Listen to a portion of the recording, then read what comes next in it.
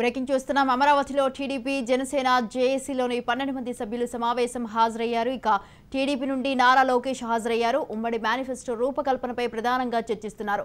నియోజకవర్గ స్థాయిలో ఆత్మీయ సమావేశాల నిర్వహణ, ఏపీలో కరువు, రైతుల సమస్యలు, విద్యుత్ ఛార్జీల పెంపు, నిరుద్యోగం, రోడ్లు, పేదల గృహ నిర్మాణంలో అవకతవకలు, నిత్యావసర వస్తువుల ధరల పెంపు, ఇసుక దోపిడీపై నియోజకవర్గ స్థాయిలో పోరాటం చేయడంపై ఈ జేఏసీ సమావేశంలో నిర్ణయం తీసుకోనున్నారు.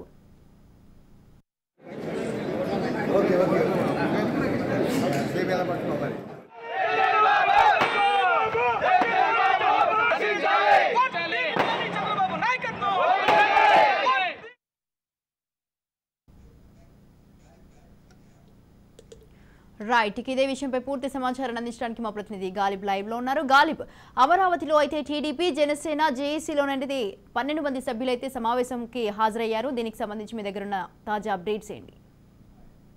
జనసేన టీడీపీకి సంబంధించి రెండో సమావేశం విజయవాడ వేదికగా ప్రారంభమైంది. నోవోటెల్లో కొద్దిసేపటి క్రితమే ఈ సమావేశం ప్రారంభమైంది. రెండు పార్టీలకు సంబంధించి మొత్తం 12 మంది సభ్యులు హాజరయ్యారు. ఇటు జనసేనకు సంబంధించి సీనియర్ నేత నాదెండ్ల మనోహర్ ఆధ్వర్యంలోని కమిటీకి సంబంధించిన సభ్యులు హాజరవుతే, మరో పక్క తెలుగుదేశం పార్టీకి సంబంధించి ఏపీ టీడీపీ అధ్యక్షుడు అచ్చెన్నాయుడు ఆధ్వర్యంలోని తెలుగుదేశం పార్టీకి సంబంధించిన నేతలు హాజరవడం జరిగింది.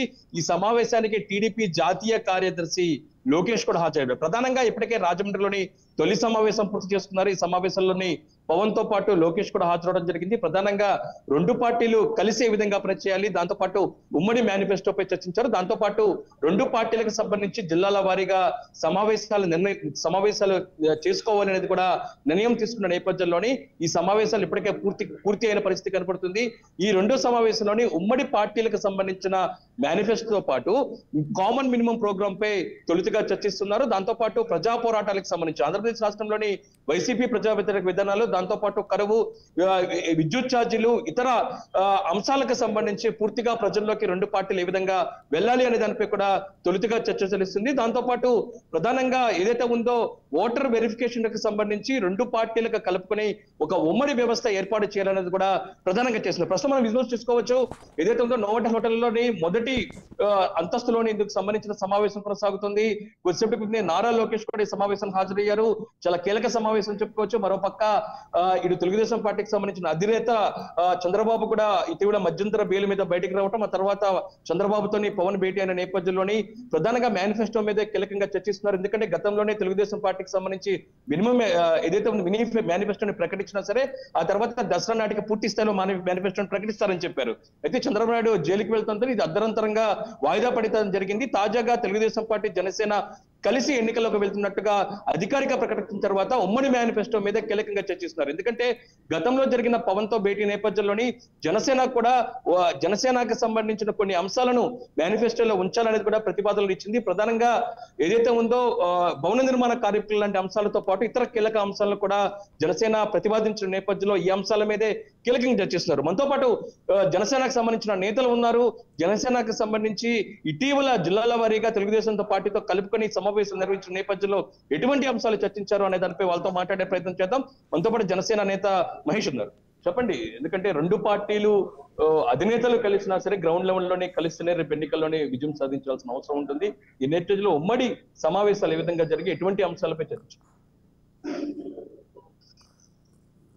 ఇరు పార్టీలు కూడా రాజమండ్రిలో సమావేశం నిర్వహించిన తర్వాత అన్ని ఉమ్మడి జిల్లాల్లో కూడా జనసేన టీడీపీ సమన్వయ సమావేశాలు జిల్లా స్థాయిలో నిర్వహించడం జరిగింది. ఆ సమావేశాల్లో జనసేన పార్టీ నాయకులు, తెలుగుదేశం పార్టీ నాయకులు అందరూ కూడా ఒకరికొకరిని పరిచయం చేసుకున్న తర్వాత జిల్లాలో ఏ విధంగా మనం క్షేత్రస్థాయిలో జనసేన పార్టీ షణ్ముఖ వ్యూహాన్ని, తెలుగుదేశం పార్టీ మినీ మేనిఫెస్టోని రెండు కలగలిపి ఏ విధంగా తీసుకెళ్లాలి, క్షేత్రస్థాయిలో ఏ విధంగా పనిచేయాలి, అదేవిధంగా ఓటర్ల జాబితాని ఏ విధంగా మనందరం కూడా ఒకసారి తనిఖీ చేయాలి, వీటితో పాటు వైసీపీ ప్రభుత్వం చేస్తున్నటువంటి అన్యాయాల్ని, అరాచకాల్ని ఏ విధంగా క్షేత్రస్థాయిలో మనం ఎండగట్టాలి అనేటువంటి అంశాలతో పాటుగా చాలా ప్రత్యేకంగా సమావేశంలో కూడా ఈ రోజున అందరూ కూడా మాట్లాడాలనుకున్న అంశం ఏంటంటే రాష్ట్రంలో తీవ్రమైనటువంటి కరువు పరిస్థితులని అందరూ సీమ ప్రాంతంలో అనుకుంటున్నారేమో, ఆఖరికి గోదావరి జిల్లాలో కూడా పంటలు ఎండిపోయి క్రాప్ హాలిడే ప్రకటించేటువంటి పరిస్థితి ఉందని, అదేవిధంగా మీరు చూస్తే మాటమాటికి కూడా సంక్షేమ పథకాల ముసుగులో ప్రజల్ని మోసం చేస్తూ జగన్మోహన్ రెడ్డి గారు చేస్తున్నటువంటి అన్యాయాన్ని, అక్రమాలని ప్రజలకు తీసుకెళ్లాలని, సంపద సృష్టించకుండా వనరులు లేకుండా నిత్యం అప్పులతోనే ఈ రాష్ట్రాన్ని అప్పులలో నెట్టేయడంతో పాటుగా ఉద్యోగాల కల్పన లేకపోవడం, దీనితో పాటుగా పాడి పరిశ్రమలో కూడా 2 రోజుల కింద కూడా చూసి పెద్ద ఎత్తున మహిళల్ని ఏ విధంగా మోసం చేశారు, వేల కోట్ల రూపాయల స్కామ్లు ఏ విధంగా చేశారు, ఇటువంటి అన్ని అంశాల మీద కూడా అందరం కూడా చర్చ చేస్తున్నారు. క్షేత్రస్థాయిలో కూడా ఇవే చర్చలు చేశాం. తప్పనిసరిగా ఒక్కసారి పొత్తు ప్రకటించిన తర్వాత వైసీపీ ప్రభుత్వం మీరు చూస్తే వాళ్ళకి ఓటమి ముందే ఖరారైపోయింది. భవిష్యత్తులో ఓడిపోతాం.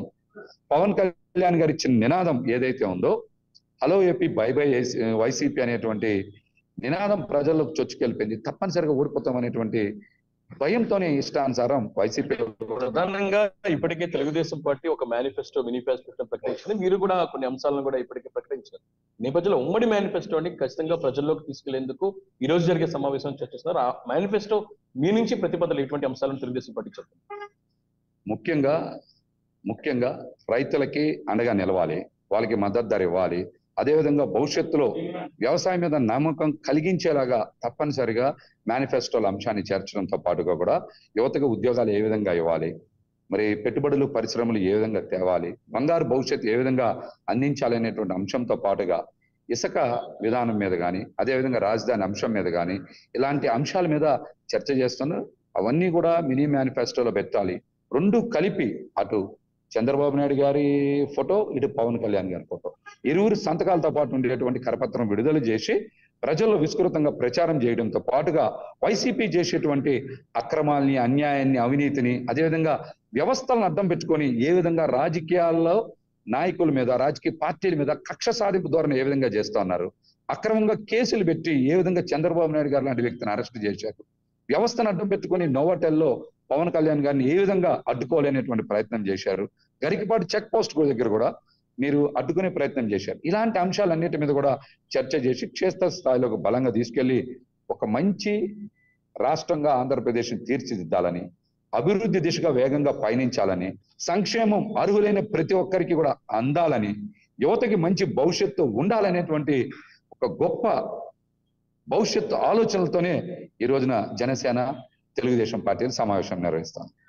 గత సమావేశంలో రాజమండ్రిలో జరిగిన సమావేశంలోని 2 పార్టీలకు సంబంధించి ఉమ్మడిగా నేతల సమావేశం నిర్వహించాలి కూడా నిర్ణయాలు తీసుకోవడం జరిగింది. ఆ సమావేశాలు ఇప్పటికే పూర్తయిన నేపథ్యంలోని ఈ రోజు విజయవాడ వేదిక జరుగుతున్న ఉమ్మడి పార్టీల సమావేశంలో పలు కీలక నిర్ణయాలు తీసుకోబోతున్నారు. ఎందుకంటే ప్రజా పోరాటానికి 2 పార్టీలు శ్రీకారం చుట్టబోతున్నాయి. ప్రధానంగా రాష్ట్రంలోని కరువు తీవ్ర స్థాయిలో తాండవిస్తుంది. రాష్ట్ర ప్రభుత్వానికి సంబంధించిన ప్రజా వ్యతిరేక విధానాలు తీవ్ర స్థాయిలో ఉన్న నేపథ్యంలోని ఈ అంశాలకు సంబంధించి ప్రజా పోరాటాలు ఏ విధంగా చేయాలనే దానిపై కూడా అందుకు సంబంధించిన కార్యాచరణ కూడా సిద్ధం చేస్తున్నట్లుగా తెలుస్తుంది. ఇంకా దాంతో పాటు 2 పార్టీలకు సంబంధించిన ఉమ్మడి మేనిఫెస్టో మీద పూర్తిగా ఫోకస్ పెడుతున్నారు. 14 అంశాలతో కూడిన ఉమ్మడి మేనిఫెస్టోతో పాటు ఈ మేనిఫెస్టోని ఇంటింటికి ఏ విధంగా తీసుకెళ్లాలి దానిపై కూడా భవిష్యత్ కార్యాచరణ లాంటి కీలక అంశాలపై ప్రస్తుతం చర్చిస్తున్నట్టు తెలుస్తుంది. ఈ సమావేశానికి నారా లోకేష్ కూడా రావడంతో ఖచ్చితంగా ఈ సమావేశంలోని కీలక నిర్ణయాలు ఉండే అవకాశం ఉన్నట్లుగా 2 పార్టీలకు సంబంధించిన నేతలు భావిస్తున్న నేపథ్యంలోని ప్రస్తుతం నోవోటెల్లోని కొద్దిసేపటి క్రితమే జనసేన తెలుగుదేశం పార్టీకి సంబంధించిన ఉమ్మడి సమన్వయ కమిటీ సమావేశం కొనసాగుతుంది. Right, thank you Ghalib, thanks for the live updates.